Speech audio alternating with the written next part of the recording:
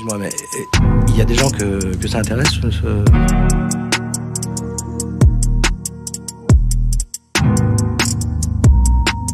Romain Gary écrit dans Gros Câlin: quand on a attendu l'amour toute sa vie, on n'est pas du tout préparé.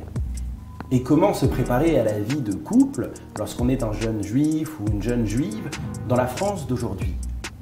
Et oui, même la vie de couple peut faire l'objet d'une thèse. Et c'est l'objet de la thèse de Marine Bismuth. Marine, bonjour. Bonjour Johan. Marine, tu as mené une thèse en sociologie sous la direction de Dominique Vidal et de Béatrice de Gasquet, tous deux sociologues à l'Université de Paris. Couple, judéité et normes républicaines, les socialisations amoureuses de jeunes adultes passés par des espaces d'entre-soi juifs en France. Marine, en ce qui me concerne, je te le cache pas, ça a tout de suite matché entre ton sujet et moi. Mais avant que tu nous en dises plus, comment tu en es venu, toi, à travailler sur les couples juifs à l'heure des applications de rencontres? Alors, c'est une très bonne question. Je pense qu'il y a d'abord une dimension personnelle, parce que la question du couple me travaillait personnellement. C'était un enjeu, en tout cas le couple endogame qui était là dans ma famille, qui a toujours été là dans mon environnement. Que ce soit dit explicitement ou non, ça faisait partie de l'environnement, des fêtes de famille, des communions, des mariages juifs. Et en fait, c'était une évidence qui était là et sur laquelle moi, je me posais des questions. C'était finalement assez complexe, cette question de la formation du couple et du rapport à l'endogamie. Et donc, j'ai voulu en faire un objet de recherche à part entière. Je remarque que tu as noté judéité au pluriel. Est-ce qu'on doit comprendre de ce pluriel que ton enquête sur la formation de ces couples, de ces vies amoureuses, t'a confronté à 50 nuances de judéité ? Oui, c'est un peu ça, c'est-à-dire qu'on est en fait confronté à des jeunes adultes qui ont différentes manières de se définir en tant que juifs et en tant que juives. Il y en a par exemple qui vont retenir une définition plutôt biologique de la judéité, donc par exemple je suis juif parce que ma mère est juive. Il y en a qui vont plutôt s'identifier à des traits culturels associés comme juifs. J'adore la cuisine ashkénaze, le cinéma israélien. Et puis, il y en a qui vont plutôt s'identifier à une ethnicité, séfarade, ashkénaze. Donc voilà, il y a effectivement plein de façons de se définir comme juif. C'est quoi les normes républicaines?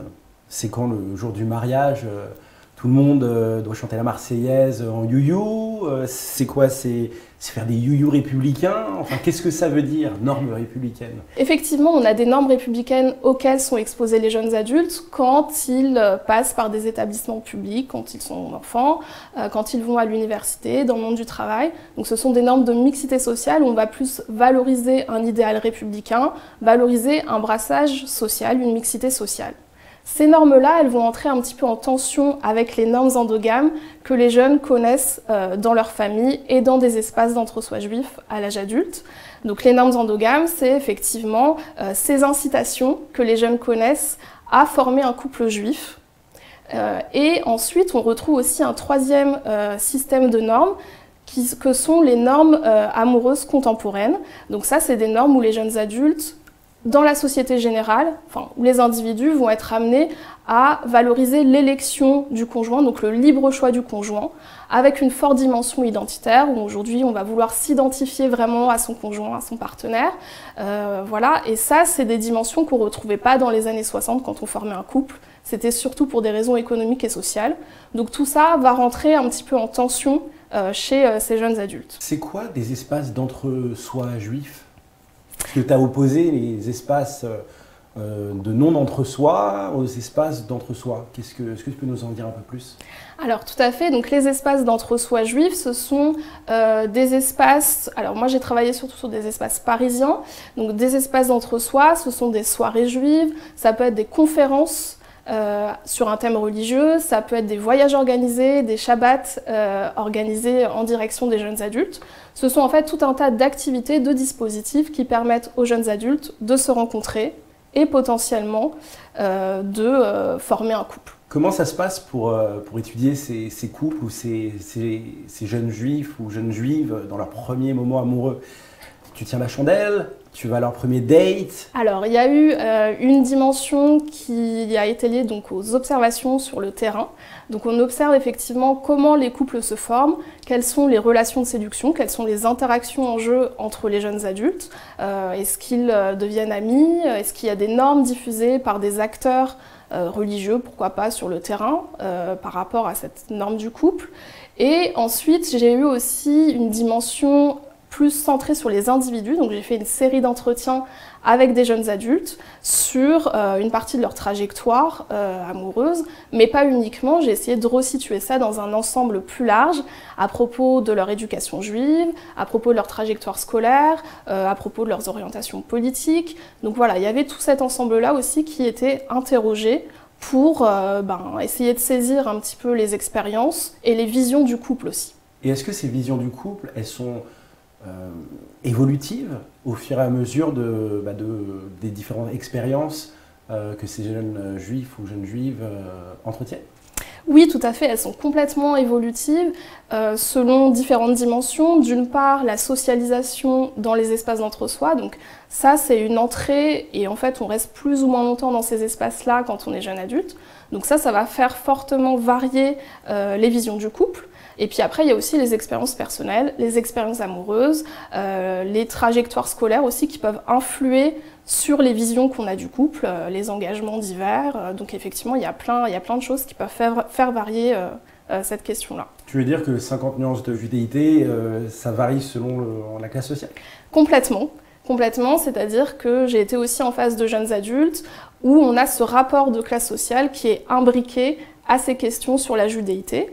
Je donne un exemple, sur les synagogues libérales par exemple, on n'a pas le même recrutement entre guillemets que dans les synagogues orthodoxes où voilà, ce sera plus des jeunes séfarades de milieux populaires. Dans les synagogues libérales, plus des ashkénazes avec certains capitaux. Enfin, c'est des grandes tendances. Et effectivement, on a des rapports de classe qui vont être imbriqués à ces questions-là sur la judéité. Tu travailles sur l'endogamie, on l'a dit, sur la mixité. Mais c'est quoi un couple mixte? C'est quand un juif orthodoxe se met en couple avec, je sais pas moi, demain une juive libérale? Alors ça peut faire partie de ces dimensions. Effectivement, dans le langage courant, on a plus tendance à entendre couple mixte entre deux personnes de religion ou d'ethnicité différentes. En sociologie, on sait qu'en fait, tout couple est mixte parce que composé de personnes différentes.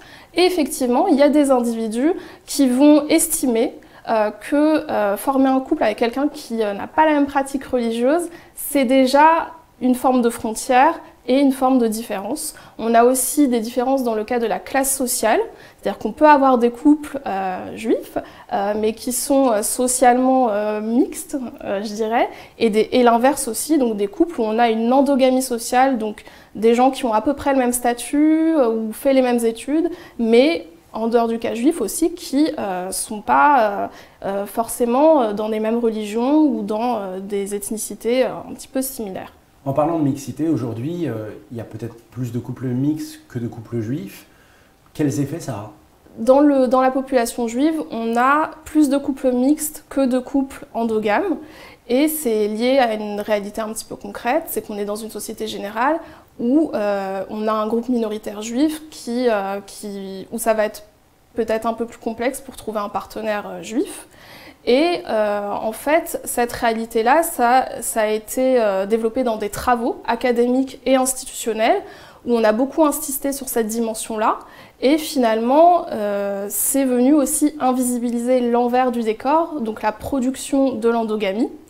Et du coup, les rabbins orthodoxes, notamment, dans les années 80, se sont saisis de ces données-là, où on montrait qu'il y avait beaucoup de couples mixtes, pour dire attention, il y a une anxiété parce que finalement, les couples mixtes sont potentiellement une porte d'entrée de dissolution du groupe, au même titre que la Shoah l'était. Et du coup, il va falloir développer des programmes, des activités en direction de jeunes adultes, pour inciter et pour encourager la formation de couples endogames. On a des travaux sur les couples mixtes et donc moi je me suis aperçue aussi qu'il y avait un manque une relative absence de travaux sur les couples endogames et j'ai voulu aussi étudier ce fait social à part entière et vraiment rendre visible aussi les mécanismes sociaux qui vont construire de l'endogamie, donc des couples endogames. Marine Bismuth, merci beaucoup. Merci à toi.